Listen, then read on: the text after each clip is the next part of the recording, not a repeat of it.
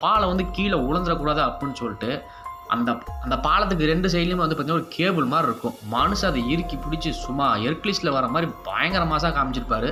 மனுஷன் தான் ஃபேமிலிக்காக என்னமா கஷ்டப்படுறாரு. கரெக்ட்டா அந்த பலகையும் போட்டு பார்த்தீங்கன்னா, கொண்டு வந்துருவாங்க. கொண்டு வரும்போது பார்த்தீங்கன்னா, அந்த பலகை லைட்டா ஸ்லிப் ஆயி கீழ விழுந்துருவாங்க.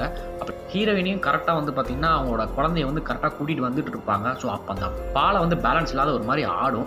ஆடும்போது என்ன அவங்களும் ஸ்லிப் ஆயி விழுந்துருவாங்க. எப்படியோ ஒரு வழியா வந்து பார்த்தீங்கன்னா, அவங்கள வந்து ராக் வந்து காப்பாத்திருவாரு. காப்பாத்திட்டு எல்லாம் ஃபேமிலி வந்து பார்த்தீங்கன்னா சந்தோஷப்படுவாங்க. Right okay. இங்கேருந்து நீங்க முதல்ல கிளம்புங்க. அப்புடின்னு சொல்லி ராக் சொல்லுவாரு. ஹீரோயின் வந்து என்னதான் ஆச்சு அப்படிங்கிறப்ப ராக் எனக்கே ஒண்ணும் புரியல. நீங்க முதல்ல கிளம்புங்க அப்புடின்னு சொல்லிட்டு பார்த்தீங்கன்னா, ஒரு லிஃப்ட் கிட்ட கொண்டு போய் விடுவாரு. ராக் வந்து யோசிப்பாரு. இந்த லிஃப்ட் வந்து பார்த்தீங்கன்னா, மேக்னெட்டிக் ஃபோர்ஸ்ல தான் வந்து ஒர்க் ஆகுது. ஸோ, நெருப்பு இருக்கிறனால இங்க ஒர்க் ஆவாது. 96வது பில்டிங் கீழ வந்து பார்த்தீங்கன்னா, மேக்னெட்டிக் ஃபோர்ஸ் வந்து பார்த்தீங்கன்னா, ஒர்க் ஆக ஆரம்பிச்சுரும்.